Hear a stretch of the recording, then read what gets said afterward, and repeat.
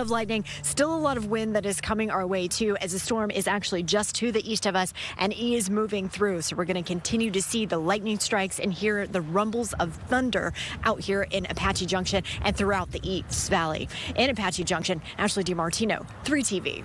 So Ashley, kind of out there in the elements. We've been talking with Ashley all night long, kind of the flying into the storms as reports of rain began to flood into the newsroom. Blowing dust was the first sign that we got tonight that something was brewing out there, but lightning quickly became the main threat. That's right. Dr. Matt Pace is tracking the storms right now, and he joins us with where they are and where they're headed. Hey, Matt. Yeah, they are basically forming a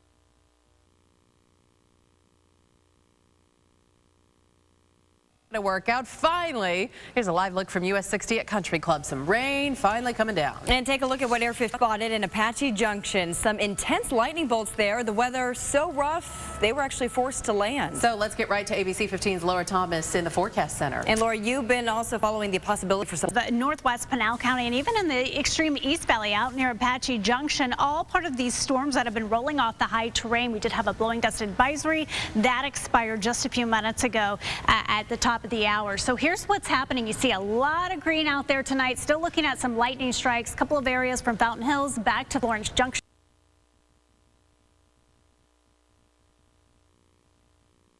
In that direction. So that is where we're seeing more of the sporadic lightning strikes at this point. The rain coming down very heavy, huge raindrops just about 15 minutes ago in this area. But again, the storm kind of moving off out of this area that we're at here at Signal View and the 60 right now.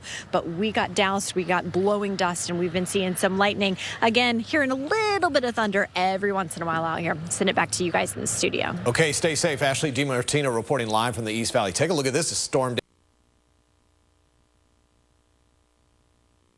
Together very well over the last few minutes from parts of Gilbert and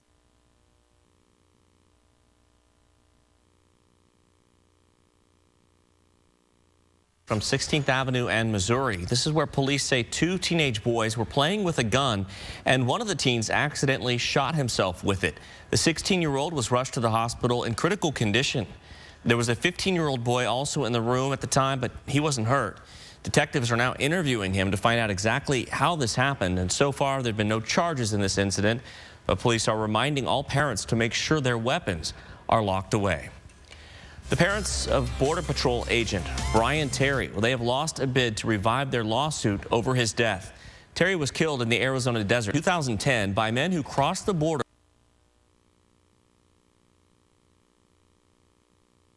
The last 15 minutes. Before that, take a look at the video of what we shot. There's some lightning video in the area. This was all in the East Valley, and you can definitely tell that a storm was.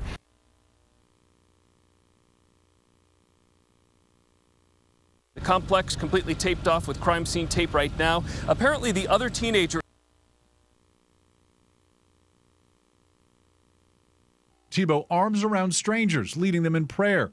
This picture now all over the internet. I know that he is a Christian and that he is strong in his belief. A doctor on board a defibrillator apparently used. Ridley Kinsey was also on the flight. He saw Tebow praying with the victim's family. When they said everybody sit down, buckle up, he didn't come back, so he obviously stayed back there then. The man, by all accounts, was in serious condition, unresponsive, and no pulse. We were really coming in fast. We landed hot and went straight to the gate. Now at Sky Harbor, that's when Gotti says they got a pulse. Tebow reportedly drove the victim's family to the hospital. Pamela posting this picture, telling us why. And I had just posted, I felt like he was very compassionate to the family. While showing all of us, no matter who you are, united, we are stronger. As for the victim, at this point, we do not have any official word on his condition. Erickson taking you inside tonight. She's known as Mom. Their test revealed there was cocaine in their baby's system. 26-year-old Kristen Lasias and her 42-year-old husband, Soam, were indicted on charges of possession of a dangerous drug, drug paraphernalia, and child abuse. They made their first court appearance today. According to Oro Valley Police, they took their 4-month-old daughter to the hospital when she wouldn't wake up, describing her as a rag doll. The mother admitting then that she breastfed the child 12 hours after she snorted cocaine. A mistake was made, and And she has 3 other dogs that he gets to play with, so he's living on a farm with horses and everything, so he's going to have a happy life. Now the case is now in the hands of the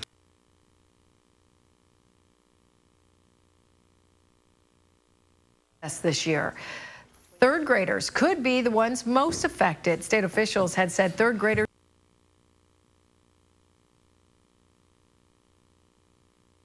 with a minor and sexual abuse charges. Gataz was a coach at Desert Storm Elite in Scottsdale.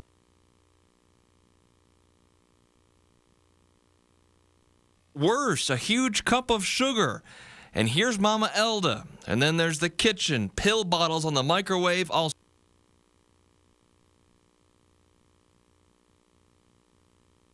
Storm cheerleading gym in North Scottsdale. Now, according to court documents, he fondled and tried to have sex with the 2 14-year-old girls at his Phoenix home earlier this year. That home located near 11th Avenue and Vineyard, and it's right next to an elementary school.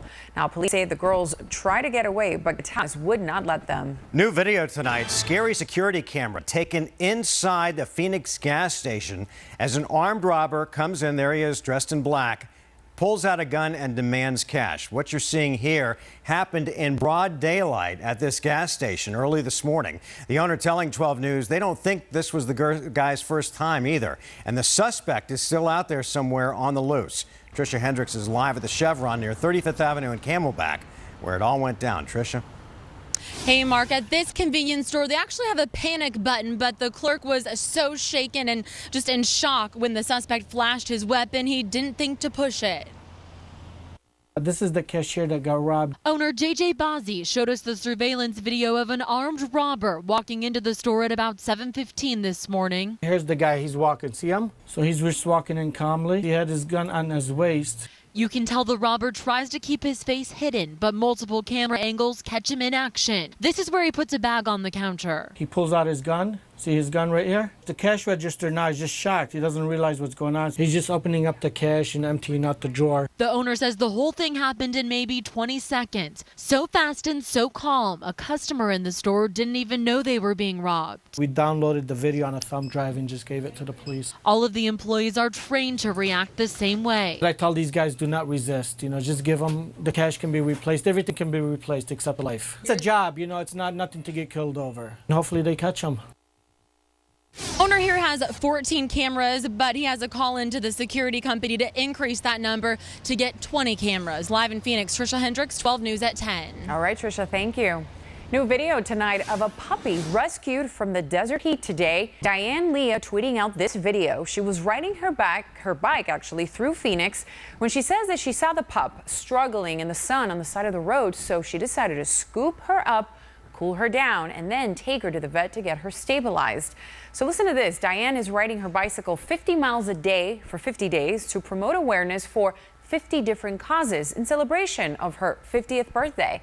And she says that today's detour was very worth the delay. I cut my ride short. I'd ridden 30 miles of my 50 miles. Happened. They tried to get close, but the water kept zapping them. And in fact, I just saw a little bit of lightning. So for safety purposes, I'm going to stay away from the water as well. That's one thing. Phoenix Fire says if you're thinking about yourself in the situation like this family, the first thing you want to do, find the breaker in your house. Make sure it is shut off. And that's really something you want to do before you attempt a fix like this. Also, if your home is older than 25 years old, consider this.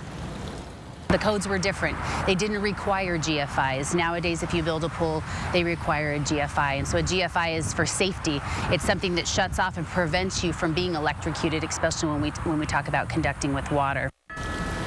So what she's talking about is find out if your house has a ground fault interrupter before even attempting a fix like this. Also, avoid getting into the water if at all possible.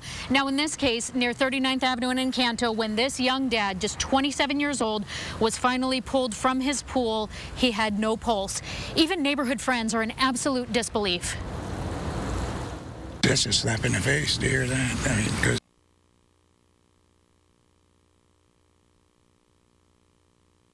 the worst thing you can do right now is sell off But when the market is dumping like this, it seems a little counterintuitive.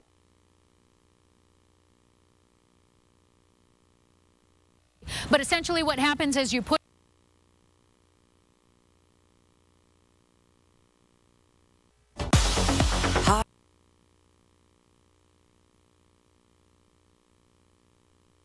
want to try and take on fixes like this by yourself, but really you should call a professional. And Katie, of course, we say this not to pass any form of judgment, but simply so people can learn from this tragic situation. Absolutely. We have to be safe. No, hey, thank you. Come inside. Get out of that lightning. A second victim for tonight, claiming her Scottsdale cheer coach sexually abused her. And now police are warning that there may be more victims out there. According to court documents, the 21-year-old coach, Yoel Gataz, crossed the line with at least two 14-year-old girls. One says she tried to get away, but he allegedly grabbed her and pulled her back. At one point, she even told him this is illegal. The gym's owner tells ABC 15 the incident did not happen at his facility. They had gone to one of our employees, and my employee came to us, as they should, with information like that, and we acted on it immediately, and we're in touch with the parent right away, and that's how it was handled. The coach joined Desert Storm Elite a year ago. We're told he was fired in May. A family torn apart, a man killed during a shootout with police. His wife found dead in their Buckeye home. Tonight, some new information about that couple. Family and friends identifying them as William and Brianne Ferguson, both military veterans. And in a chilling Facebook post before the incident, friends say William posted he was killing his wife to protect himself and their children. So one friend called police, but others thought this was just some sort of bad joke. He's just a big comedian. I mean, this guy is always pulling jokes and saying things, and you never took him for 100% of what he said. Some neighbors are now also upset about all the damage. Several homes, cars, and garages in that neighborhood just riddled with bullet holes. You need it more than ever in the heat, but one man says his water bottle nearly caused his car to catch on fire. Plus, on his way to Phoenix, a Hail Mary from Tim Tebow. It just wasn't on the football field. And I'm tracking thunderstorms across parts of the valley tonight through Phoenix along the 101 and Scottsdale. How long is this going to last? We'll take a look after the break. ABC.